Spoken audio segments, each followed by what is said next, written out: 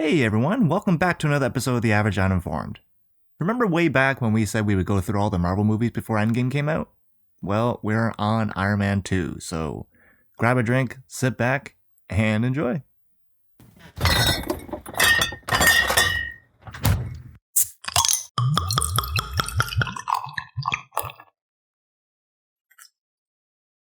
Do you watch How It Should Have Ended? I used to watch them. They tick me off. I'm full of vitriol tonight. Mm-hmm. It's just okay. How It Should Have Ended is they have a really lazy animation style, which ticks me off as an animator. But also, they have been going to the because I'm Batman for so long that I'm just done. I don't watch their videos anymore. I mean, I don't like the animation style either, but for a YouTube video that they put out, I don't know however long it is, I'm okay with it. You have only so much time before the video becomes irrelevant, right? Well, and plus they're using Flash to animate, so that's their own fault. Sounds like the worst. At least I hope they're using Flash, because if they're using some other animation program like Harmony or something, then it's even more deplorable that they're lazy. You're deplorable. All right. Calm down, Victor. It's just some internet show that's a lot more successful than us. I mean, you have to punch up. That's how it works. As a man of my stature, I'm always punching up. Shut up. It's because I'm Asian. That's what I blame it on. Okay. You're short for an Asian, too. How you doing, Victor? Pretty good. Yeah? Good week? I think so. I mean, today was kind of a waste for me, but you know, that's what happens when you nap for 2.5 hours. In the middle of the day? Yeah. Honestly, I haven't done that in a while. It felt pretty good. I'm jealous. That's what you get for having kids and a real job. I suppose I could nap if I wanted to. I do work from home. It's not like my boss is going to come around and be like, hey, what are you doing? Sleeping on the job again? How's your week? That's good. Yeah. I don't know. Same old. Same old. Nothing I don't exciting. do anything, Victor. I shoveled the walk today. That's what I did. It snowed a lot last night. It's going to snow some more. And then on Monday, it's going to be all nice and melted so it can freeze again the next night. It's going to be great. Woo! Canada. This has been your local weather. I don't know. Do you have anything you want to talk about, or should we just get into the news? Nope, I got nothing. Okay. Did you hear about the Zamboni driver who crushed it as a goalie? Yes. Yeah. So if you haven't heard this story, David Aries, I think is how you pronounce the last name. Aries. So he's the Zamboni driver, and he was the emergency backup for the California Hurricanes. And so it just so happened that both the goaltenders got injuries in the same game. And so he was called in and arguably won the game for them. It's pretty ridiculous. Yeah. Pretty awesome. Probably going to make a movie about it.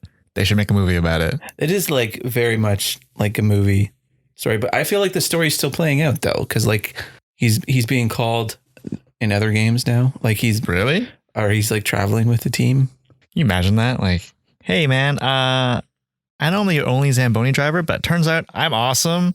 I'm going to go play with these guys. Figure it out. Yeah. Better hire someone else on. Was it a home game? I don't know. I didn't watch the game, so yeah. But they beat the Toronto Maple Leafs. Can you imagine it was a Toronto guy playing for the other team? Yeah. No big deal. Makes sense. Yeah, but everyone loves him. No, he's a hero. It's the underdog story. Yeah. Right? Except he was never competing for that position, so. But maybe one day. One day. You know, if they do make a movie, though, that will be like his dream. Mm-hmm. Right? Like, it was always like, I always wanted to play in the NHL, but never got my shot. But in real life, he was just like, I was bored. Used to play hockey as a kid. Figured, what's worse than not having a goalie? Yeah. Like, the true story is we need an emergency backup. Well, what are the odds that both of our goaltenders are going to get hurt in one game? I don't know. Who wants it? No one? Really? David. His name's David, right? David. Yeah, sure. Why not? We just need a name for the paper. You can suck. Doesn't matter. It's never going to happen. That's pretty awesome. Yeah. It's a good feel good story. Yeah. It happens every now and then in sports. Did you see the sorry, I'm just moving on to the next topic. Did you see Netflix is doing a new Transformers show? No. Yeah. It's all Transformers, no humans on Cybertron. Is it? I assume it's animated. Yeah. It's 3D or 2D? 3D. Mm-hmm. It looks like the you ever played that Transformers game? It was like a cell shaded. I gotta stop you right there. No. Okay. Well, it looks on par with that, like quality wise. It looks really good. So I'm really excited. I'm surprised. I thought that would have caught on your radar. No, I'm not a huge Transformers guy. I watched Beast Wars a lot as a kid, but it was more because it was either on right before or right after Reboot, and then Shadow Raiders. Do you remember Shadow Raiders? It sounds weird. What is it? It's like, do you remember those toys, War Planets or Battle Planets? I can't remember what they're called, but basically there's like 4 different planets and they just steal resources from each other all I the hated time. The show. Because I was like, this is just a reboot ripoff. What is this? It's not a reboot ripoff. It was just made by the same company. Said my 12-year-old child face. 1998, so I would have been 9. Yeah. Yeah, I dismissed it. Awesome. Dismissed it. Yeah. Very quickly. Anyway, the Beast Planet comes and it's like trying to eat their planet, so they have to put their differences aside and fight off the Beast Planet. If it was up to me, I would wait till my opposing planet got eaten first, then we brought everyone together. I remember there was this storyline where they found out that their planets had ancient world engines in their core. So they could actually like push their planet through space. Oh.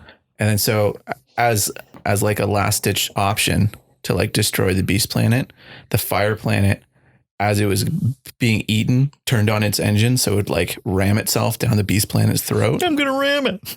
Didn't work though. Oh. So they had all these refugees without a planet. Anyway, that show ruled. Did that show end or did it get canceled? I think it got canceled. No one watched it but me. Like literally no one watched. I remember at school, we were like, you guys watched Shadow Raiders last night? And it was like, no one knows what you're talking about, Josh. Go back to your seat. But it's recess. I said go back. I'm looking at the like a screenshot from the show. Yeah. The fire dude that hangs it with him. I hate his eyes. He's got like a flame head. The young one or the old one? With like the weird. I think his name is Pyrus. Prince Pyrus. Wow, really it's all coming back. Got like the whites of his eyes are blue. He's got like a weird orange and black iris, Sauron looking iris. Yeah. Oh man, what was the main guy's name? He was from Planet Rock, so he had like a rock pun as his name. It's like Granite or something. I can't remember. Cast. Here we go. Okay. Oh, it's Canadian. Yeah. Same with Reboot. I didn't know that.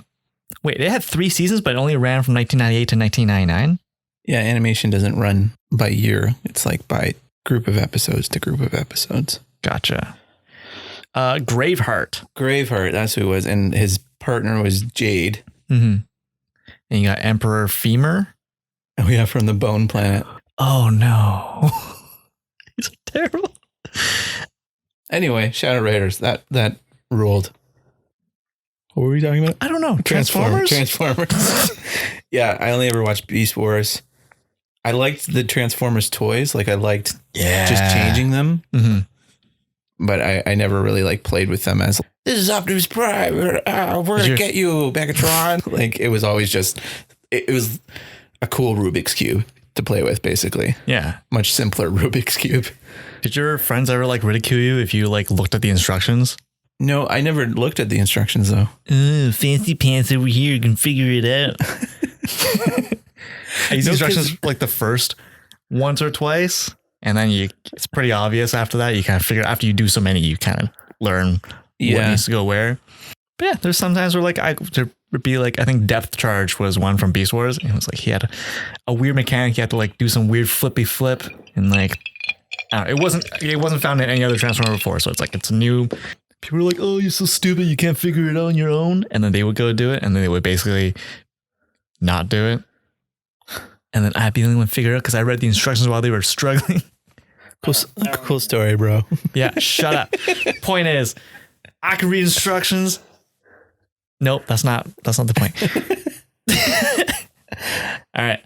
Sometimes Clearly, reading the instructions I'm flustered. helps. You know what, though? As you get older, reading the instructions does help. Not because like Transformers are hard to figure out, because the stuff you need instructions for as you grow up become increasingly complicated and more high stakes. Yes. I remember I was at a kid's birthday party Where's this going? and the kid got like one of those cars, like the cars where it's like the Flintstones cars where they like drive it around with their feet. Mm-hmm. But anyway, the dad was trying to put it together without the instructions. I was like, what are you doing? What are you doing? Are you just going to figure it out? There's tools involved with this. Like you have screws that you have to drill in. They're all the same, right? Yeah, but he's never done it before. So it's like, what are you doing? I mean, come on. Stick it in and see what happens. Actually, I've built one of those things before. They are surprisingly complicated. Gross. And they're like designed that once you build them, they're never coming apart. That makes sense. Yeah. So if you screw it up, you're screwed. And you just wasted someone's like $80 or whatever, however much those cars are. They're expensive because they're for kids, you know? Yeah. Built to last. Like a rock. Anyway, so Transformers. Boy, am I not excited about that. Oh. Fine. I'm sorry. Whatever. I'm just not a Transformers guy. No, that's fine. I know. It's fine. Move on, Josh. All right, fine. I got some news for you. Let's do some things that you're excited for. Sure. Oh, did you see the Venom 2 set photos of Cletus Cassidy? Woody Harrelson was seen on set. Yep. They got rid of that Sideshow Bob wig from the first one. And they gave him an almost just as bad one. In a completely different direction, but just as bad. I don't even know what that is. How do you describe that? It's kind of like a pompadour, but he has bangs that hang down, but they're like... It's like a pompadour if it just rained and he was caught in it. Yeah. But it's like he has bangs, but they're like separated. So he has like 5 bangs. And they're just like this nice, I don't know. Look up the photo if you don't know what we're talking about. But I mean, okay. It does look like Cletus Cassidy from the 90s. This is a movie that no one asked for, but a character that Wade did ask for. And they screwed that part up. I don't know. I think some people were asking for a Venom 2. I think a lot of people were. I think at least 1 billion. No. They saw it sarcastically. That math is wrong, but you know what I mean. Yeah. It made $1 billion? Mm-hmm. Oh. Well, I saw it out of pure curiosity. I didn't want this movie. Whatever. Yeah. I guess it's better than like, I don't know, a Mr. and Mrs. Parker movie. For sure. Okay, then. Well, the casting is starting for Marvel's Disney Plus She-Hulk show. Ooh. And the rumor is that they are looking for an Alison Brie type to play Jen Walters, the titular She-Hulk. Why is an Alison Brie type? What is an Alison Brie type? Mm-hmm. Do you know who Alison Brie is? Yeah. Annie from Community? From Community, yeah.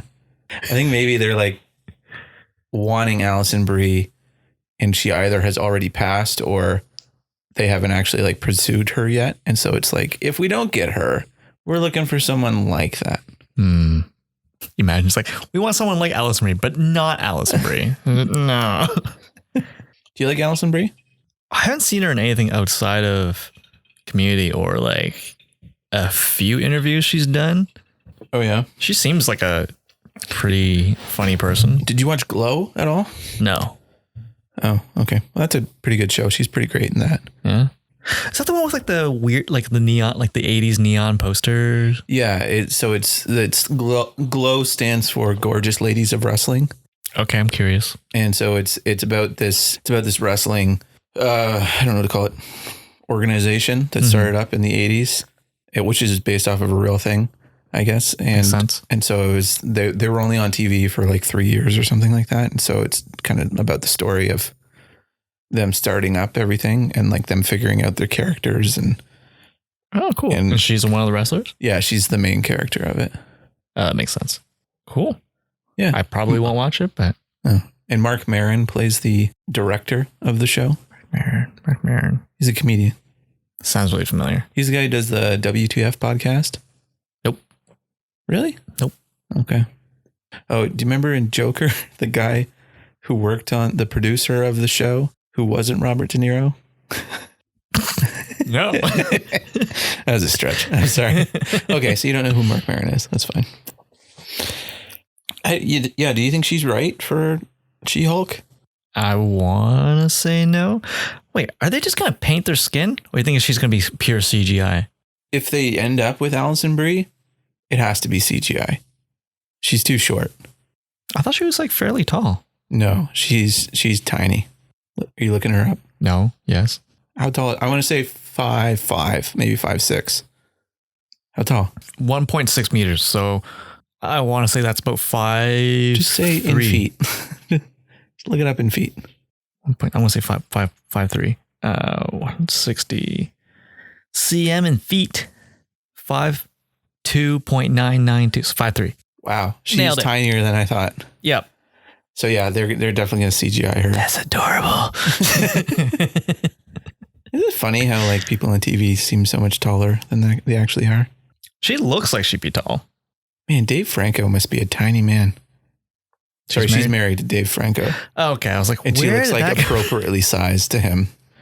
Interesting. Dave Franco. He is 5'4".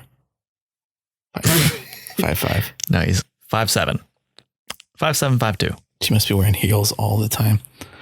Anyway, what were we talking about? She-Hulk. I don't know if Alison Brie is right for it. I guess you know what? She could play before She-Hulk. Like Alison Brie, the actress, could play whatever iteration of She-Hulk they're doing. Like she's that talented. Yeah. But the Alison Brie type, like what that means they're looking for more comedic. And is She-Hulk comedic? I guess she is. Okay. Yeah, I guess it works. I don't actually know anything about She-Hulk. I don't know enough about her. Like Captain America, I'd be like, okay, yeah, his movies are probably going to be like the specific genre. Variety, yeah. And like Iron Man would be like more of like this genre. But like She-Hulk, I can't really pinpoint that. Like I wonder, because there was a fairly famous series of her I guess it's almost a decade now ago, but I wonder if they'll do that, like kind of like trying to be a regular businesswoman while being like a 7-foot tall green woman at the same time. Does she fight crime or is she just purely in the courtroom? She was on the Avengers for a while. Oh, that's awkward. Can you imagine getting like, I don't know, arrested and like taken down by She-Hulk and then again in courtroom by She-Hulk? Yeah, I don't know. The only thing, I don't think I've ever actually read anything with her in it other than the Red Hulk saga. And isn't there a Red She-Hulk now? Yeah, it's Betty Ross. That's makes a lot of sense. Oh, she was in Avengers Disassembled. She got real mad and ripped Vision in half. Pretty badass. Yeah. Anyway, what do you do? I can't remember now. But it was Hawkeye and Scott Lang had just died. She was pretty ticked off. She kind of has like the Hulk rage too. Makes sense. But it's not as hard to control. But she can lose herself. So Hulk is the only one that has that uncontrollable rage. Yeah. Seems like a banner issue. 3 out of 4 Hulks. Perfectly fine. There's rumor that Red Hulk is going to show up too in the She-Hulk show. How do you feel about that? Red Hulk? I don't know. Is it going to be General Ross or is it going to be someone else? You think? If it's General Ross, I'm not going to be okay with it because he's old. Yeah, kind of gross. And that's also not what his character is in the MCU. Yeah. He hates superpowered people and wants to control them, not become them. Like, I don't really like Red Hulk. He was interesting when he was a mystery, but as soon as it was revealed he was Ross, it was kind of like, that doesn't really make a lot of sense with his character. I guess if you're going to spend your lifetime career taking down Hulk, gotta join him. Isn't that the tagline to Face Off? I will catch him by becoming him. Wait, doesn't he catch him at the point of taking his face? Do you really want to get into this, the minutia of the specifics of the Face Off plot right now? Maybe after the podcast. Oh, speaking of casting, wait, did you watch The Witcher? They caught him at the beginning, okay, but he had set a bomb that's going to go off in 5 days, okay? So they didn't know where the bomb was, so they had to become him to get the information from his brother. All right? Okay. Would you calm down? Okay. And then everything goes haywire. Oh, okay. Still. Castor Troy wakes up from his coma. Where's my face, man? At gunpoint, gets John Travolta's face grafted to his. What a terrible option. Right? No face or John Travolta's. Also, okay, so in that surgery, they liposuction all the fat off of John Travolta. So he has like Castor Troy's frame as well. Mm-hmm. Right? But then when they put John Travolta's face on Nicolas Cage's body, they just add the weight to him. That makes the most sense. Make him look more like John Travolta. Wouldn't your skin stretch out pretty hard adding at that extra weight? Yeah. That's good. That's gross. But they had like the instant healing stuff where it would cover up scars. The laser would cauterize and heal at the same time. Yes. Because it was 90s sci-fi. Right. How convenient.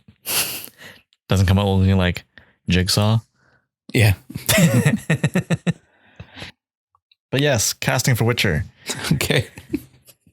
Nope. I forgot the guy's name. I almost forgot to write it down. Oh, was it a Game of Thrones guy?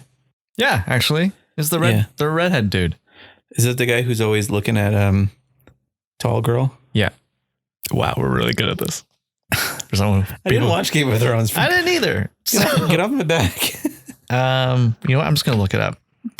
Brienne of Tar. Tar?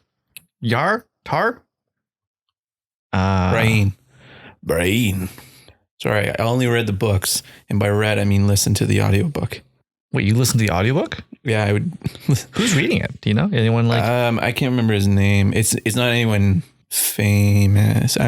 Maybe it is. I don't know. Not anyone I recognize. He's pretty good though.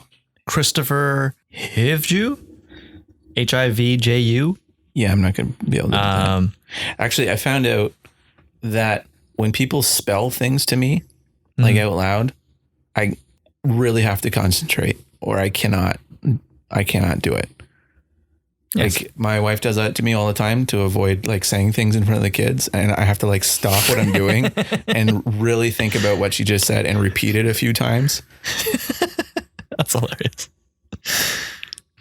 But yeah, they cast that guy as Nivellen, who is. Did you say the villain or Nivellen? Okay, is he the villain though? He's part of like a short story. So the first book that had like the first Witcher book was just a bunch of short stories, and it's just like an episodic monster of the week kind of thing. And he plays a pretty interesting character. It's similar to like Beauty and the Beast. Okay. Where like he was turned into a monster. But only true love's first kiss could break the curse. Good thing Henry Cavill's there. I mean, I wouldn't argue against that. But yeah, no, it's a pretty good story. I just read it, I think the day before the casting was announced, so I was pretty pumped. Oh, okay. Yeah. Speaking of pumped, Victor, did you hear about this guy who broke the world record for longest plank? George E. Hood, he's 62 years old, held a plank for 8 hours, 15 minutes, and 15 seconds. What the fuck? I can like do 45 seconds if I train for 2 weeks. The longest I've done is like 2 minutes, a little bit over 2 minutes. Yeah, I think I'm shaking and crying the entire time. Right. I used to get through them by singing. Like you find like a song that's like a minute long and you just sing the song while you're doing it. I find it easier just to swear at myself the entire time. You suck. You suck. Why the hell are you doing this? Why? What's wrong with you? That's my mantra while I work out. Ugh, I hate working out. Why am I even doing this? Georgie Hood, man, 62 years old, retired DEA agent, former Marine. That doesn't count. Yeah, you're not allowed to do physical records. Yeah, you're already badass enough. Just go do some knitting or something lame to balance it out. So wait, what do you get as like a record holder other than your name in a book? I don't know. Do you think there's like some sort of grant that you get or cash prize? Also, who sets up these goals? Actually, I do know a little bit about it because I've seen a podcast where Kevin Smith talked about it, because they have the world record for the fattest man. Wow. Oh, cheap shot. He said no, it's fun. All right. Well, anyway, they had a record for the most amount of people dressed up as Jay and Silent Bob. It was at like a convention or something like that. And so he called the Guinness Book of World Records and was just like, hey, is there a record for this? And they're like, why would there be a record for that? Yeah, it's very specific. And he's like, okay, well, it's like, can we get a record, or is it like, no? And it's like, well, usually it's like over 200 is the standard. If there's over 200, then we can give you a record for it. Of what? Just 200 anything? No, like if for amount of people dressed as something. Because there's like records for amount of people dressed up as Batman, or amount of people dressed up as, I don't know, Ronald McDonald or Michael Jackson or something. Gotcha. But that being said, they just kind of make up the records willy-nilly. I mean, there are records, so you can try to break someone else's record, or you can just like do something for a really long time, or do something really fast and be like, hey, has anyone done that before? It's like, congratulations, you ate the most marshmallow peeps in 30 seconds. You ate the most cardboard in 30 minutes. That was fantastic. And we're going to do this interview in the ambulance. You also win for dumbest death. Oh, no, they have those. They have a thing for that. The Darwin Awards? Yeah. Yeah. I've read one of those books, yeah. It's funny. Makes you feel, it's a feel-good book. Not the ones, the honorary ones. Do you know what the honorary Darwin Awards are? No. So instead of killing yourself, you just remove yourself from the, what is it called? The gene pool? Yeah. So it's mostly guys who have accidentally like castrated themselves. So reading those, you tend to feel every one of them. Yeah, I guess that's the weakness. And it's always like some guy masturbating and it goes wrong. Doing something weird. Like, hey, you know what? What if I just put my penis in a belt sander? Now it's gone. Way to go. When's that coming? Flew too close to the sun. Oh, that's gross, man. That is all the things you could have. Why the belt sander? I don't know. I just made that up. But like, there's all sorts of stories of like guys putting their stuff in machinery, and it's like, oh, why? Speaking of stuff, Victor, did you see the Candyman trailer? I did. What did you think? I've never seen Candyman. Yeah. So that's like one of the few slasher franchises that I missed somehow. I've never seen the original Candyman either. Yeah, it doesn't look good because I watched the original trailer for Candyman as well. Right. Figured I'd compare. Yeah. What the hell? Does not look good. Which one? Like the new one? No, sorry, both of them. They both look terrible to me. Apparently it's like very scary. Like the old one is very scary. Is the new one supposed to be a remake? Yes. So it's supposed to be the same story? Because I couldn't tell based off the trailer. I think, again, we have both not seen this. So this is just me speculating and my limited knowledge of him through pop culture.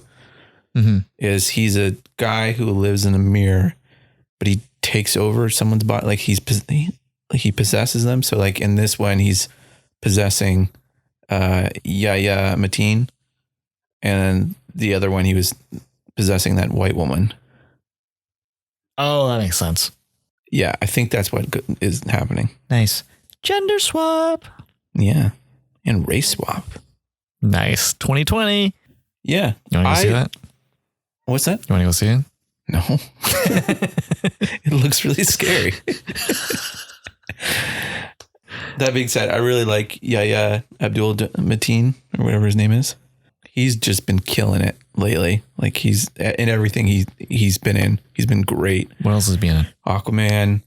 Oh, that's him? Watchmen. Black Manta? Yeah. He was in an episode of Black Mirror. Oh, I did like that guy in Black Manta. Sorry, I did like Black Manta. It sounds like you're trying to say Black Panther, but you have like a speech impediment. Black Manta. I do like Black Manta. He's my favorite of the Marvel superheroes. I always feel like nervous when I say like Black Manta or like Black Panther now. Why? You remember we kept calling Falcon Black Falcon? Yeah. Turns out it's just Falcon. Yeah, I knew that. That was a joke because, okay, here's the joke. It is racially based, obviously, but the joke was comics back in the day would just call black characters Black something. Like Black Lightning? Black Lightning, for example. Or Goliath for a long time was called Black Goliath. I didn't know that. Yeah. So that's what the joke was. Obviously, you didn't get it. No, I didn't. I thought it was Black Falcon. Damn it. It makes sense, though, Yeah. right? Like that. No, it doesn't. If anything, call him Red Falcon. But whatever. No, I thought the Black Falcon thing makes sense. It sounded more badass than just Falcon. Some bird. Black Falcon. I know exactly what that is. Because falcons aren't black? I don't know. Yeah. Yeah. Anyway. So yeah. So yes, it's racially based, but it's not. It's not malicious. It's a joke It's my intelligence. It was more making fun of. Oh, I guess that is making fun of the system of racism. So it is a racist joke. Okay, well, yeah, we've stopped saying it, so please don't add us. We know it's wrong. I didn't know it was wrong for a while. Okay, that's hilarious. Anyway, Candyman. Jordan Peele wrote it, produced it, and is producing it. Yeah. Yeah. I still haven't seen either of his movies yet. Oh, really? I know. It's the list I is haven't growing. seen Us, but I've seen Get Out. Us has been sitting on my watch list for a while. I'll get to it. Anyway, Candyman, will you? Do you think you'll ever watch it? I'm sure it will be forced upon me at some point. So yeah, I'll probably watch it. He has a hook hand and he kills people with bees. There's a Nick Cage joke in there Not the somewhere. bees. Really? That's his thing? I just thought the bees were like accompanying him, you know? I don't know. So wait, do you know the origin of this guy? So why is he in the mirror world? They were kind of saying it in one of the trailers that he was murdered or something. I don't know. No, short, just no. Okay. All right, I figured he was like a Freddy Krueger type where he was a bad guy and they killed him for it. And then now he haunts people. Maybe they shouldn't bring back the death penalty just yet. I'm just going to sidestep that. All right. Well, let's move on, Victor. Let's talk about a movie. Hey, you wanna jump to movie of the week? Altered Carbon 2 comes out today. Yeah. Or yesterday. Doesn't matter. Have you seen it? No. Have you seen the first one? No, don't want to. Come on! Joel Kinnaman, Victor. I don't care. It's such a good show. I heard the second season's not that great, actually. No! I believe the headline was Anthony Mackie can't save this show. Oh. That is unfortunate. Because, damn, first season, I watched that 3 times. Really? Which is a lot for me because I never watch a show again. Huh. Okay. Dang it, Josh. What's Sorry. wrong with you? I don't have to like everything you like, all right? No, you have to like good stuff. I do. You don't. You For clearly don't example, Iron Man 2. Couldn't even say that with a straight face. Anyways, yes, we watched Iron Man 2 because, back in, I think, around Christmas last year, 2018, wasn't last year, 2 years ago, we decided, we should, with Endgame coming out, we should go through and watch all the Marvel movies. Well, Endgame came out. It's come and gone. Yeah. And now we're on Iron Man 2, which is the second movie. We've done some here and there, but yeah, we're working our way through. I think we have actually done more DC movies than we've done Marvel. Yeah, what the hell? I don't know. Anyway. Yeah. Okay. Well, wait. Yeah. So we're on to Iron Man 2. I popped the disc in this week, and there's like so many special features for this, and it really made me miss special features on Blu-rays. I used to love watching like the behind the scenes stuff and making ofs and like getting into the nitty gritty. Like that is what really got me all pumped for like filmmaking. Was like Lord of the Rings. Like there's like that's like extreme example because there's like 13 hours of footage. That's unreasonable. Of like behind the scenes stuff. But like there's some really interesting stuff in there. Like if you were really into making miniatures, like there's a whole like hour and a half on how they designed like Helm's Deep and Minas Tirith and stuff like that. Or if you're really into costuming, like there's an hour and a half on them making armor for all these different species and making sure that visually each species look different from each other. Like anyway, there is a lot of special features for Iron Man 2. Was there like what was in it? Because I watched this on Disney Plus because I'm not might as well use it. Yeah, because I haven't used it since Mandalorian. Like there's stuff just like creating the suit. There's featurettes on like who Black Widow is, who Nick Fury is. There's an audio commentary with Jon Favreau. By the way, audio commentaries with directors. If you're into filmmaking, like that's like the best thing you can watch. It's just people talking about the movies. Does it give you like does it give you like his thought process while he's going? Sometimes, yeah. I didn't watch that this time. I've watched it before. I can't really remember per se, but like most audio commentaries, they explain the thinking behind stuff, or they give like cool trivia stories of just like, oh yeah, on that day everyone ate lobster and everyone had diarrhea. Isn't that funny? It's hilarious. Yeah. So right now, Robert Downey Jr. is pooping the Iron Man suit. That explains the sour look on everyone's face. No, I just enjoy that kind of stuff. I just really like the filmmaking process. So anyway, that being said, Iron Man 2. Victor, what did you think of Iron Man 2? Should we do a non-spoiler because it just came out in 2008? 9, I think. Yeah, whatever. Who cares? Or 11. I can't remember. No one cares, Josh. All right. I actually liked this movie a lot more than I remembered I did. Me too. Up to the point, the last fight. Up to the point where Whiplash shows up. For me, it was a little bit before that. It was after he gets cured, or he not cured, but like Nick Fury and Black Widow reveal themselves. Yeah. Oh, I like that. That might be my favorite part where he's like going back into like developing stuff again. Cause I like that. I like that little aspect of him, of Iron Man. Kind of like how I like when Batman solves. He puts bullets into bricks and then compares the bricks. Yeah. I like when Batman shows the detective side. Yeah. Yeah, I would agree with you. I just mean like that's when it starts to kind of fall off. Like I like that as well. Like that's one of my favorite parts of Iron Man is watching him tinker. But yeah, that's when it kind of starts to drop off a little bit. Like it starts to lose what the movie was about. You know what I mean?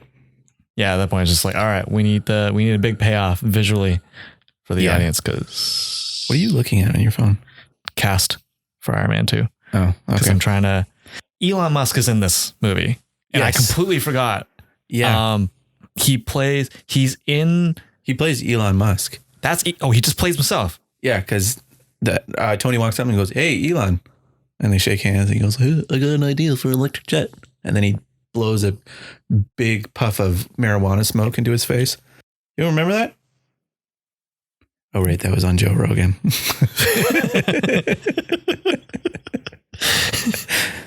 But yeah, he's in the. I guess they're using.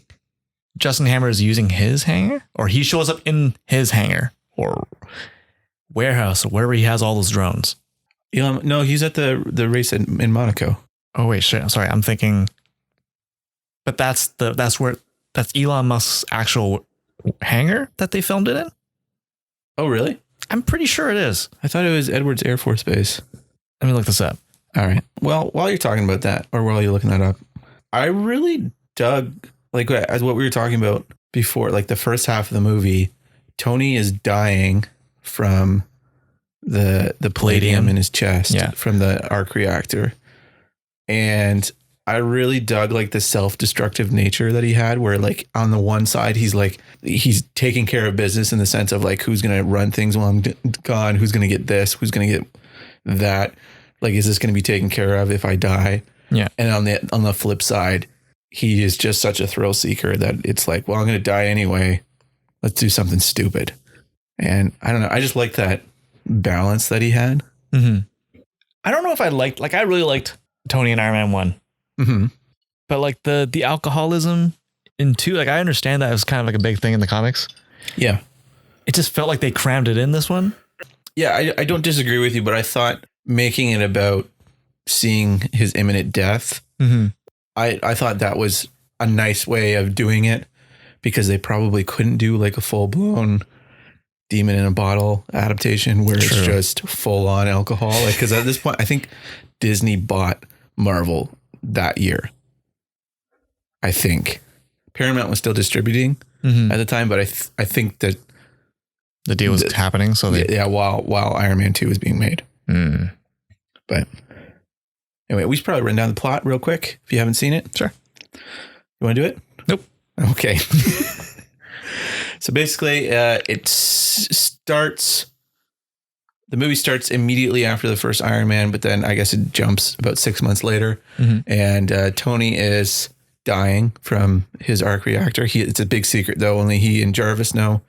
And basically he's just living as a celebrity now, as like the first public superhero. And there's this guy Whiplash who doesn't really like him that much, Ivan Vanko. And so he's made his own arc reactor, the first suitable knockoff, I guess. Yeah. First one that's actually like kind of can go toe to toe with Iron Man. And he attacks him, and man, I lost the plot. There's a lot going on in this movie. There is. Yeah. The government wants to buy Iron Man, the suit. I don't even know if they want to buy it. I think they just want to take it from him, but I don't think they can do it legally. That's something I don't even know how to begin to research that, but it'd be kind of cool if they played more onto that, where the government wants to step in. Yeah.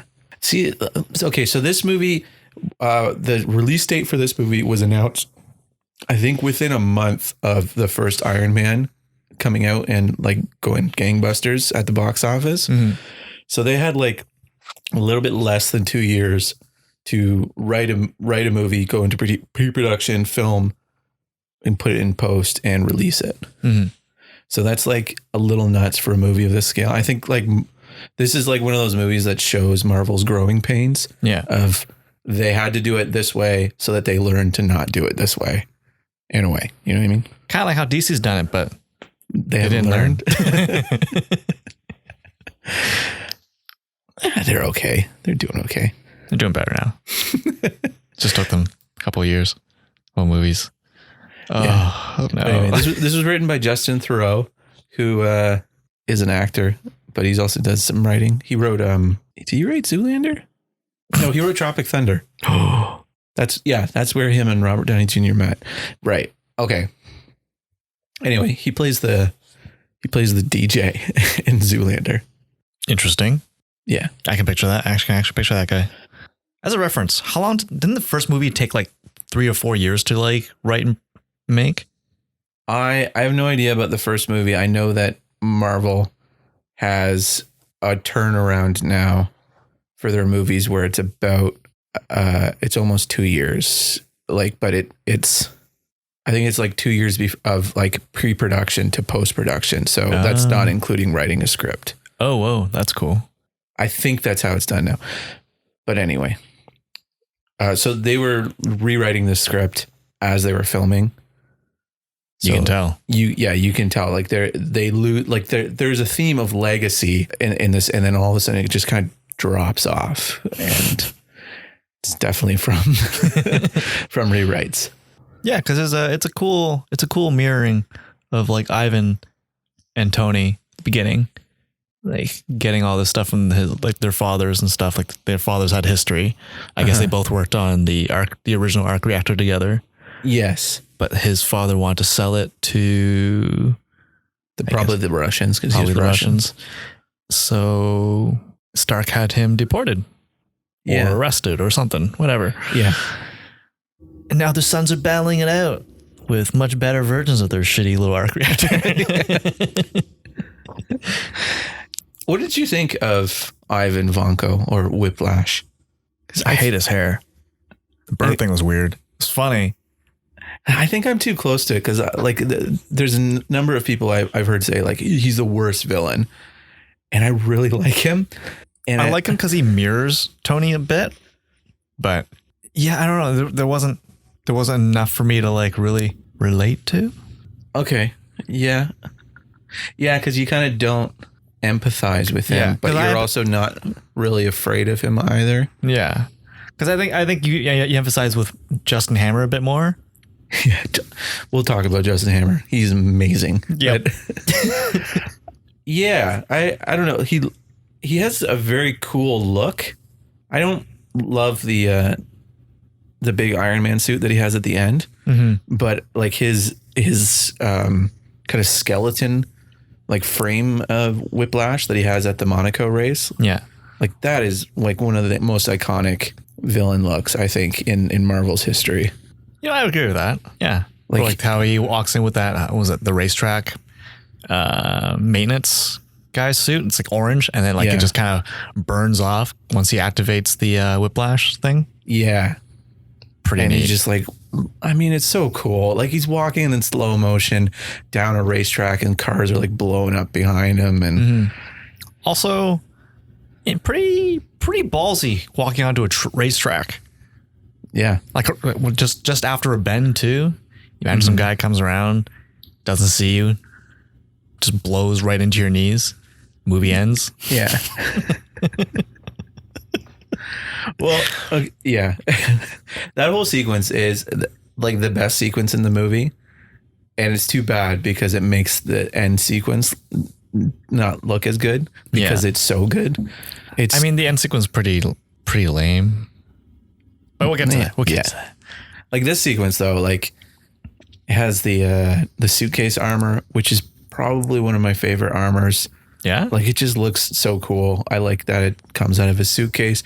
They designed it in such a cool way that he just like pumps his hands into it and then it pulls it out and it wraps around. Like, I mean, it's cool. It's much more interesting than like what he develops later on. Well, yeah, that's what I was going to say is they've gotten so good at just CGIing a suit onto him that like literally they're just like, well, it's made out of nanobots now. I missed the, what do you call it? The little intricacies of like a mechanical thing wrapping around a human being. Like, because you look at it, because remember we had the art books for it, or you still do actually. Yeah. And like there's a very detailed step by step of how the suit goes on to him and like what part goes where and like where it came from. And if you like, I'm sure there's some things that are like hidden in like kind of like movie magic, but there's a lot of parts that would like, yeah, that makes sense of why that part would be there. Well, I mean, and even just from a visual effects standpoint, like someone had to animate every one of those plates that went on and in a sequential order as it goes down his arms and, you know, as it tightens around his body and stuff like that. So I don't know. I have just always liked that armor. I like that it's a little bit smaller. It makes sense that it's smaller because it's coming out of a suitcase. And yeah, I just miss like all the fun ways they found a way to put the suit on Tony. Yeah. Before it was just like, well, I don't know, maybe it just flies onto him. Just crawls out of his chest piece. Yeah, that's weird. Just melts onto him. Although that's also very cool if you only did it a couple of times and not, you know, for every movie after a certain point. Yeah. I guess it was only 2. But I think it's just because every hero has it now. Like Black Panther has it, Star-Lord has it, you know. So you're just kind of like, Star-Lord's makes sense. well, Black yeah. Panthers. I just mean, we've seen it so many times that it comes no off as longer lazy. unique. Now. Yeah. Anyway. Anyways. That was Suit Talk with Victor and Josh. I don't know. You can definitely tell with Whiplash that his character was informed a lot by Mickey Rourke's personality. Yeah, I can see that. Yeah, it's basically just Mickey Rourke playing Mickey Rourke. Well, because he's like the character itself, like you can tell whoever, I don't know, he's just so badass and like always looks cool, and like you can just tell that Mickey Rourke's ego played a big part in it. Mm-hmm. Because like there's moments where he walks down like and there's an explosion behind him and he literally dusts off his shoulder as he passes by the camera. Yeah, every shot's a hero shot. Yeah, and like he never looks dumb. I mean, he was in that French prison where he was naked. But even then, it's like look how buff I am and check out all these cool tattoos I got. It's like a wrestler of some sort. I don't know. Yeah, isn't that why he has the white in his hair? Because he was also filming the wrestler. I think at the that's point. just Mickey Rourke's hair, and he was like, "Oh, you know, what'd be cool is the white streak." Is it? Because he had the same hair in Expendables, which came out after this. Maybe it was Expendables I'm thinking of. Yeah, because in the wrestler, he had the blonde hair, like I don't know. He's blonde, yeah. Yeah. Like a blonde person. Yeah. I was trying to think of a wrestler with blonde hair, and I was like, I don't know wrestlers. Why did I try to think of this? Like Stone Cold Steve Austin? Yeah. Mm-hmm. Him or The Rock. Yeah. Yeah, both of us. I can see that. Anyway, Andre the Giant. Yes. 100%. Yeah. You know what? I heard a story about Mickey Rourke, and if it's true, it totally makes sense. Because I think it was Robert Rodriguez. It was a audio commentaries. There you go. For Once Upon a Time in Mexico. Ooh. And Mickey Fantastic Rourke is in that movie. Mm-hmm. I believe he said something along the lines of Mickey Rourke chooses all of his costumes because he had a bad experience with a costumer at one point in his career. And he never allows anyone to choose his costumes for him anymore. So he'll like work with a director to pick an outfit or whatever. But like, you can just kind of tell in the scenes where Whiplash is in casual clothes that Mickey Rourke chose that costume. Like when he's got like the tight hoodie and like the jeans, and he's got the 6 bracelets with like the feather hanging off of them. And like, it's just like, to me, like it's like, so what was cool at that moment when they were filming, you know what I mean? Like, it's like, it doesn't make any sense of why the character would be wearing that. You know what I mean? That's going to change my view on his characters from now on. I'm literally looking for that specifically. Anyway, so that's what I think of when I see him when he's walking down through Hammer Industries. He's wearing that really tight hoodie, and it's like, oh man, he chose that. He looked at that and was like, this is cool. This is what I'm wearing. And then Jon Favreau was like, I don't know if he would wear that. I mean, he would just get random clothes from Hammer. It wouldn't be like designer stuff. He's like, no, this is what he's wearing. And Favreau's like, all right. This is cool. I don't really want to go 10 rounds on this. So you wear what you want, Mickey. Oh man, I just look up Iron Man 2 Mickey Rourke because I don't remember what he wore. But then like just there's pictures of him on the red carpet for Iron Man 2. Yeah. Woo. Yep. There you go. That's Whiplash. Yikes. I dig it. He's a very quotable villain. Yes. By the way, we're not talking about Iron Man 2. This is just the Whiplash review. Yeah, he's very quotable. I mean, come on, everyone wants their bird. Yeah. Where's my bird? I want my bird. Yeah. Imagine they go to his apartment and the bird's been dead for weeks. You know what? That whole conversation he has with Justin Hammer, I like to think that's a meta moment of Mickey Rourke making a character choice. I want the bird. Yeah. And then Jon Favreau is like, what? Why do you want a bird? No, I want a bird. He's like, okay, we can get you a bird. We can get you 10 birds. I want my bird. And the writer's just like, this is golden. This is so stupid. How do you write this? And they don't tell Sam Rockwell about his demands up to that scene. Should we move on to Justin Hammer? Yeah. Let's talk about him. If you don't like this movie, Sam Rockwell 100% makes it worth it. He's very Sam Rockwell.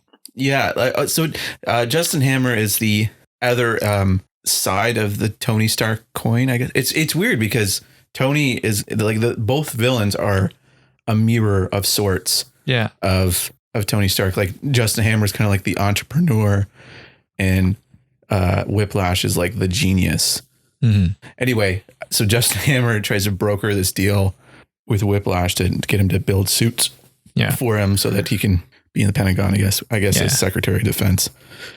I really like Justin Hammer because he is a guy who is always in over his head, but never knows it.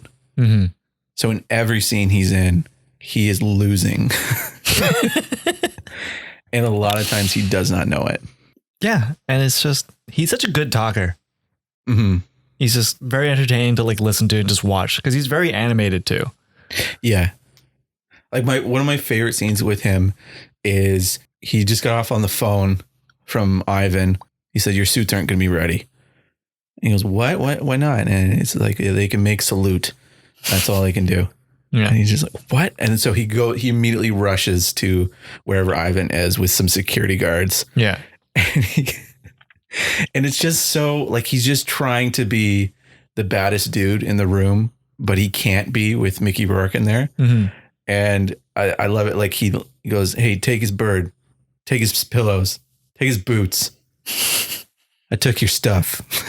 How does it feel? You feel bad? Good. Because that's how I feel. I could quote that entire scene verbatim. That's like the most childish, most awesome exactly villain monologue too. Because he spills it all. Like his entire plan. He's got like, he's bragging about getting because at this point Rhodey had taken the Mark II Iron Man suit. Mm-hmm. And Justin Hammer's got the contract to like deck it out full of weapons and stuff. Mm-hmm. So he's like pumped about that. And he's a little upset that he's like, because the suits that he had initially Whiplash work on, they were originally supposed to have like people in them, but now they've been replaced with drones. Drones better. Don't get too attached to things. Sorry, he's insanely quotable. Anyway, my favorite part of that scene is he's trying to intimidate Ivan Vanko, mm-hmm. And then he's just like, these guys are your babysitters. I'm taking off, and he leaves, and Ivan just goes, and just giggles at him because it's like, can you believe this guy? And then Justin Hammer goes to do the weapons demonstration, right? Mm-hmm. And one of the best lines in it, because it's so awkward, is he just like, for so long the press has man, I can't remember what the setup for it is, but the line is, the press has an entirely new problem. They're about to run out of ink. Oh, it's so awkward because it's so bad. And like the audience is just like, it's a very quiet clap and applause. Oh, this is during the reveal, right? Yeah. Okay. Just a smattering of applause. Mm-hmm. Like, good joke, Justin. Good joke. Does he dance on stage too? Yes, he does. Dance up to that point. Yeah. Yeah. That's like a Rockwell thing, right? Yeah. He dances in most movies he's in. Mm-hmm. I don't think since he won his Oscar, he doesn't dance anymore. Well, yeah, it's all downhill from why you need to try. You got an Oscar. Yeah, that's all the dancing was leading to. Yeah. I can do a celebration dance. Wait, did he? He should have. He should have. Shame. Missed opportunity. Okay. Well, anyway, Justin Hammer, secret MVP of the movie. Yeah, I'd say so. Yeah. Always on the back foot without knowing it. Accurate. Yeah. So Iron Man's in this movie too. Right.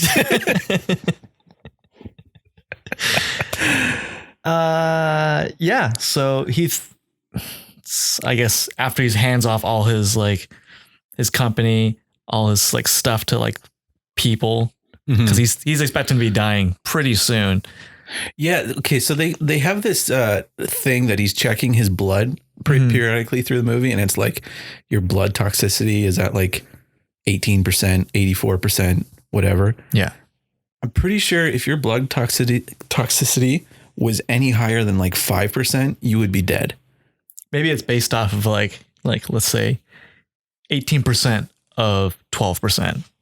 Okay. 18% of the lethal percentage. I'll give you that. That's what I was going for. I'll give you that. All right. All right. Sorry, I interrupted you. What did I say? Doesn't matter. Iron Man's in this movie. Yeah. He's dying. He's getting out stuff. So his birthday's coming up. So I guess it's his last birthday, because he's talking to Natasha at this point. Yeah.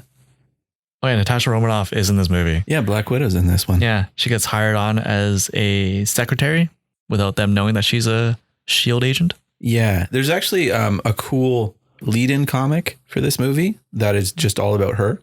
Oh. It explains that she planned that entire meeting. She dressed the way that she did on purpose. It was all to entice Tony to hire her. Makes sense. Yeah. Anyway. We are all over the place with this movie, aren't we? I kind of love it.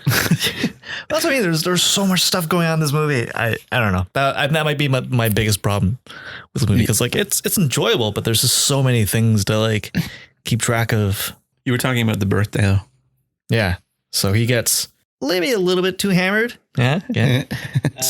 He wears a suit, starts blasting things with his repulsors. Yeah. And then Rhodey comes in, steps in, decides, you know what? This is kind of BS. I'm going to stop this. Gets on the suit and they have a big old hoedown. That's not what hoedown is. It is. They fight. Yeah. I think this might be the weakest part of the movie for me. Really? Okay. Why is that? I don't know. I find the action sequences, they're kind of like hit or miss. They're either really good, the racetrack and the one with the drones, or I find they're really bad. Oh, okay. I really enjoyed the birthday fight, but go ahead. Yeah, I don't know. It just seemed very, you know what? Actually, now that I think about it, because I was going to say it seemed very like childish. It didn't seem like a lot was actually going on. But there's a lot of emotion behind it, like driving the fight. It's not just like, hey, a bunch of robots showed up, we better shoot them down.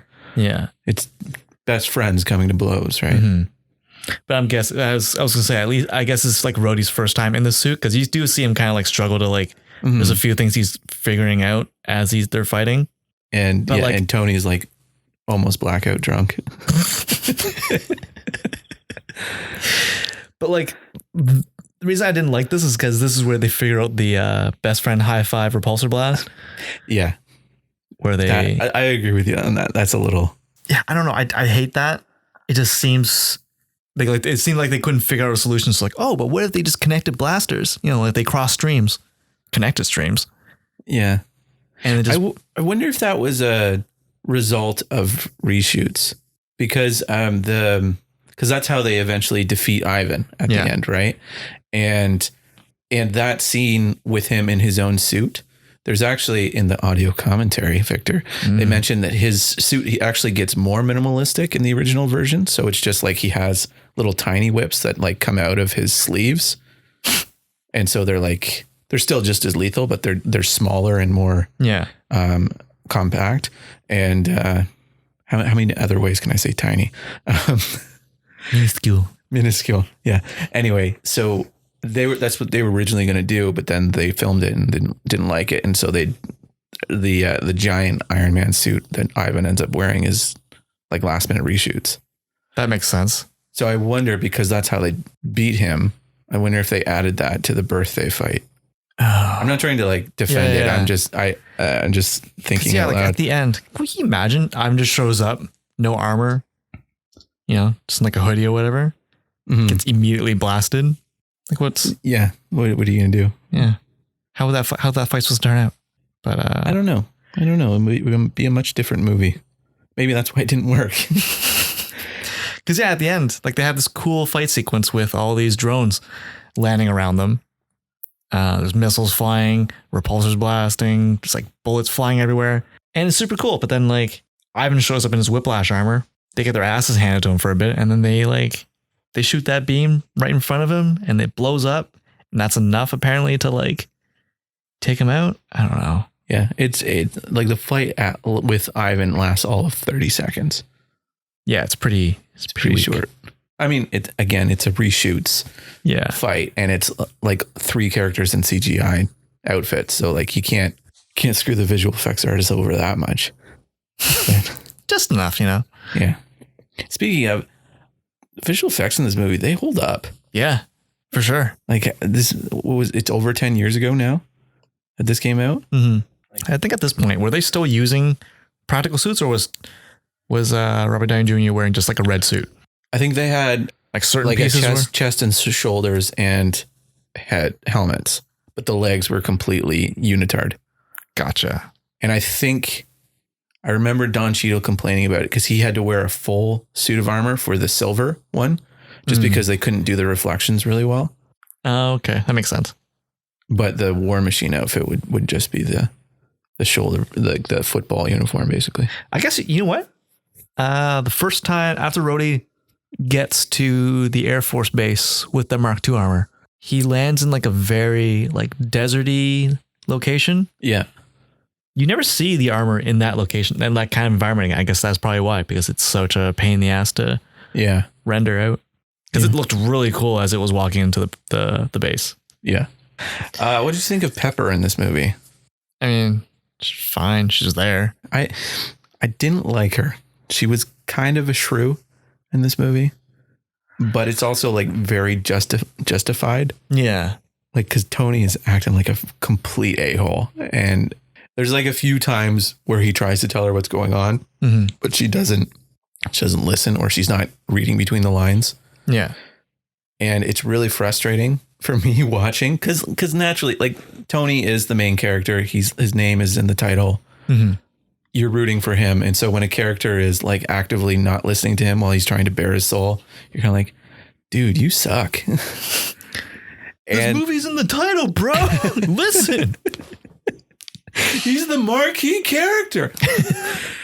And I don't mind it because like it's, as I said, it's justified. Like the way he's acting. Yeah. I would totally be acting that way in response to it as well. But the 180 from that to them making out at the end, it just doesn't play for me, where it's just like all of a sudden she's like, wait, you were dying? Stick your tongue down my throat. Yeah, let's do it. That was my biggest problem with Pepper. I mean, I didn't mind it too much. I don't know. Yeah. I feel like all she did in this movie was nag and complain, like you said, but I don't know. She wasn't in enough for me to like care. Like she was entertaining when she was on screen for a good chunk of it. Well, I do like her and Tony's rapport, and like both actors are very good at improv, and like they bounce off each other really well. Mm-hmm. They have good chemistry. So I do like it when she's on screen, but yeah, they're arguing the entire movie, and then all of a sudden it's like, well, let's make out. And it kind of comes out of nowhere until you think back to like the first movie, and you're like, I guess they kind of flirted a little bit throughout the first movie. Mm-hmm. They kind of had a near kiss. There's history, I guess, but if you were in a vacuum, you'd be like, why is he making out with her? Oh, because she's the female lead of the movie. I mean, she's also a CEO of a big ass corporation. That's pretty cool. It's pretty hot. Speaking of powerful women, Victor, Black Widow. Let's discuss her. This was her big debut.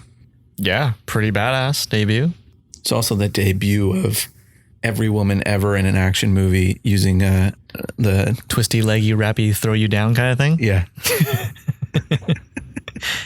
Yep. I'm kind of glad that like that's slowly dying out. I guess I think they've realized, yeah, we can't do this all the time because these other movies have done it. Yeah. Because I haven't seen that in a while. Yeah, I haven't seen it either. Like it makes total sense. But for a while. But yeah, for like a while, 4 years, every female character was doing it. Yeah. Yeah. Couldn't just let a dude do that? I liked her. I liked the duplicitous nature of her. They haven't really played that up since in any of the movies. I guess they have with certain bit. scenes in Civil Avengers and stuff, but Civil War, yeah. Okay, I take that back. But It's not as obvious. yeah, I like that she's playing a part. You know what I mean? Mm-hmm. I liked her brother-sister relationship with Happy, Oh, yeah. where they're like teasing each other in a way. You know what I mean? Mm-hmm. Not teasing each other, but like when she comes out wearing the cat suit, Happy's like, "What are you wearing?" Stay in the car. Like that one line in the movie. It's like Tony's going to the office to pick up some things after Pepper Potts has been like appointed CEO and she's doing the work. Yeah. He sees Natalie come in with Potts. He's like, "Oh, I lost both kids in the divorce," because I guess Happy's driving Potts around too. I don't know. I like that line. Caught me off guard. I like that too, because again, it just shows how great of an improviser Robert Downey Jr. is. Mm-hmm. Is the lines where he's just like, "Are you blending in well here, Natalie? Your name is Natalie, right?" Like it just seems so like it just works on so many levels of. He just seems like he's so careless that he didn't learn his assistant's name, but it's a double entendre. I like it. I also like that scene because he brings Pepper strawberries. Yeah. And she's like, I'm allergic to strawberries. And so at the end of the scene, he goes to throw them out and completely misses the trash can and just dumps them all over the floor and leaves them. It's the thought that counts. Yeah. I'm going to consult my notes. Do you have any other thoughts, Victor? I realized they didn't kill Justin Hammeroff. They just arrested him, put him in prison. I kind of wish we saw him again outside of like a one shot, because don't we see him in a one shot? Yeah, he has a cameo in the Mandarin one shot, the one where they retcon The Mandarin. The Mandarin, yeah. Yeah. I don't know. I kind of wish we saw him again, because he's an interesting character. He's an interesting counter to Iron Man. Yes. It'd be cool to see him in some capacity, but it makes sense. There hasn't really been an opportunity, but well, it's also he's just a unique villain too, in the sense that he is formidable, but he's like on an intelligence level, he's like no match for Tony. Mm-hmm. Like he's not dumb, but he's kind of dumb. Yeah, he's a good businessman. Kind of rushed the prototype. Sue me, I'm enthusiastic. This movie is so quotable. I love it. Maybe I've just seen it way too many times. It might be that, but it is probably that. Yeah, it is quotable though. Also, I noticed there's a design flaw in all of Iron Man's suits. Anytime that Tony has battle damage on his face, there's always a cut just under his left eye, just on the on where the hole for his eye would be, like in the bone. Mm-hmm. You know what I mean? Yeah. That area, just kind of just a little adjacent to the eye. Yeah. Every single movie that Iron Man is in, that's where he gets a cut. There must be a design flaw, because he just gets punched and it cuts his face. He just starts patting that side of the helmet. Yeah. So one thing, I think one of the big complaints for this movie, I remember when it came out, was that it felt like a big commercial for the Avengers. Yeah. Not really. It didn't really feel like that. Well, you can see a change in the wind, says I. In this, like if you compare it to Iron Man and you compare it to Avengers, it's a lot closer to Avengers, at least in style. Like it's just starting to get to the point where like technology is starting to get a little bit more impossible. Yeah. And just like the way that they're doing Easter eggs in this movie. Like, okay, here's a good example for Easter eggs. So there's a point in this movie where Coulson comes in and he goes in to be like, "Hey, I'm going to go be in the Thor movie." And Tony's like, "Okay, we'll see you later." And then he goes, "Hey, wait a second. What is this?" And he holds up Captain America's shield. Yeah. He says, "Why do you have this?" But it's like a mid-construction version of it. Well, whatever it is. Yeah. But the point is it's a Cap shield. Yeah. And so like the difference between Iron Man and Iron Man 2 for Easter eggs is that shield was in the first Iron Man, but it was just in the background, just on his desk at one point. Mm-hmm. And so that was an Easter egg for what Iron Man was. And this is like so blatant, like, hey, you know Cap's coming? Like, by the way, I got to go take off to film Thor. Oh yeah, I forgot about that little scene. where Coulson goes out and you see like Mjolnir in the middle of the desert. Yeah. Pretty neat. Yeah, I lost my mind when the movie came out. I was so excited. Yeah, you remember when you thought, man, Thor 1's going to be awesome. Maybe the best one of the three. For a while, that was true. We'll get to Thor one day. At this rate, it'll be like next year, but we'll get to Thor. It's the next one, right? Yeah. Is it? Yeah. Oh yeah, Cap's before Avengers. Oh, okay. So just with that in mind, like that's, that they learn to become more subtle with their setting up the next movie. Yeah, they had to go like both ends of the spectrum before that. Well, I mean, the pendulum swings both ways. Sometimes it's very subtle. Sometimes it's like ridiculous. The point is like, it's the Easter eggs. They're not even hidden at this point. It's just the Easter bunny just chucking eggs at people. But yeah, I don't know. I liked that Nick Fury showed up. I like, because while I was watching this, like the first time, I was like, oh my gosh, Nick Fury's in this, and like, Black Widow. And although to be honest, I don't think I knew who Black Widow was when this movie came out. Yeah, I had very little knowledge of either of those characters. Well, my Nick Fury was white, so that was interesting for me to like figure out. I always enjoyed all the setup. I was like, I'm the target audience for that, right? Like, so at the end where, Nick Fury's like, hey, you gonna be on the Avengers? Like we're making a team. I don't know if you heard about this, but and like there's all those view screens in the background, and there's like the news footage from Incredible Hulk, and like there's a map with all the points of where superheroes are. Like I ate that up. Yeah. When the movie came out, like I was so excited. Anyway, is there anything else you want to add? There's stuff you like, stuff you didn't like? Not really. I feel like I'm touched on everything. I think I don't know. I think this movie could have been really good. It's just a shame that like they tossed in so many different things and so many different like characters and arcs.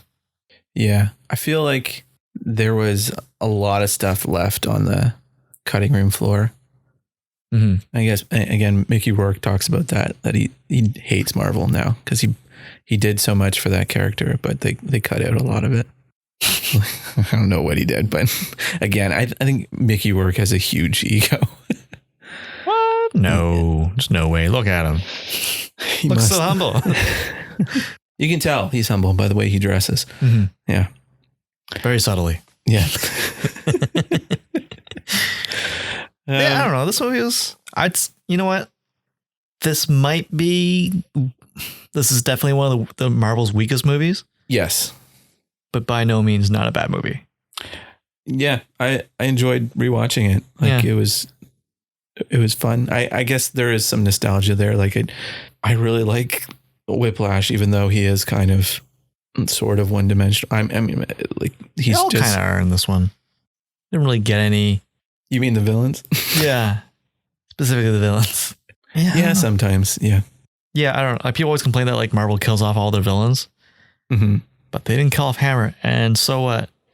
You're never going to see him again anyway. Yeah. Even Whiplash was alive. You're never going to see him again anyway. There's a rumor that Hammer's going to show up again. What? In the Thunderbolts movie. What? Just saying. Probably won't happen, but just saying. I don't know what he would show up as. Like, alternate? He's not like Iron Man? I don't know. What'd you think of the triangle armor? Oh, by the way, Mark 6 suit for after he discovers the new element, best suit. It's the best suit. Actually, you know what? There's a nitpick for you right there. It's actually not a nitpick. It's something I just flat out don't like about this movie. Okay. His dad figured out the atomic structure of a new element. Sure. He's really smart. And so instead of writing it down, he built it into the Stark Expo's design. Yeah. Because knowing that someday Tony would look at the model and be like, hey, that kind of looks like an atom. I mean, maybe he's protecting it too. He doesn't want someone else. He doesn't want to just write it down blatantly. But like, hey, anyone could read this. Anyone could find this. I mean, there are simpler riddles. I mean, you know what I mean? Like, there's less expensive riddles. I mean, if you're going to design the Stark Expo anyway, he imagines the guy's like one of the architects, like, we can't, there's no way we could put that building here. It doesn't make sense structurally. Figure it out. I could do this in a cave with a box of scraps. You imagine it's like, yeah, there's we can't put a building there. There's no water lines. We'll put one there. Build a creek. Do it. Did you say build a creek? Yeah. I just it's a real stretch that he would figure it out, and then he hinted at it in the video though. Did what if it was all like just happenstance? Like he was actually talking about the Stark Expo. He's like, one day you'll take the Stark Expo and you're going to change the world with it. Yeah, that kind of looks like an atom. I'm sorry, what? Adam, what are you talking about? No, and then even after like he figures it out and he through the computer builds like a model of it. Yeah. Jarvis is like, too bad it's impossible to synthesize. Next scene, Tony synthesizes it. Well, yeah, Jarvis is just a computer, man. What does he know, man? Just a robot. Yeah, I didn't like that. Also, continuity error. Real quick. This is Captain Marvel's fault. So Nick Fury says, I actually knew your dad really well. He was one of the founding members of S.H.I.E.L.D. Okay. In Captain Marvel, Nick Fury is like a S.H.I.E.L.D. agent. I think he was high up, but he wasn't very high up. Yeah. Stark had been dead for about 3 years at that point. So it's possible they could have met, but it would be... Did you say he was a new agent at the time? He's a high up agent, but I don't think he was very high up. So I don't know. It's not a complete continuity error because there's a chance they could have met and been friends. Yeah. But at face value, it looks like they could have never met. True. This movie sucks, Victor. Because of Captain Marvel. Thanks a lot, Brie Larson. Just strap. So you're just saying like she's ruining Hollywood. Her and her woke agenda. Oh no. Ruining Marvel's continuity. I hate that word so much in that context. So woke, bro. Wrap it up there. Yeah, I've got nothing else to say. All right. Well, thanks for listening, guys. Hopefully there wasn't any spoilers for you because you should have seen that movie when it came out. Over 10 years ago. Let us know what you think. And let us know when you think we will get through all 20 some Marvel movies. MCU. We've actually done a lot of them. It's just we haven't done a lot of phase 1 or phase 2. Yeah. Anyways, yeah. If you want to get in touch with us directly, you can email us at averageuninformed@gmail.com. And next week we'll talk about Altered Carbon season 1. Are we? I'm not watching that show. You can tell me about it. No, Josh is going to give us his review for season 1 so that we can start on season 2. I can already guess what it's. Joel Kinnaman's in it. It's going to be bland. Oh, it's so good.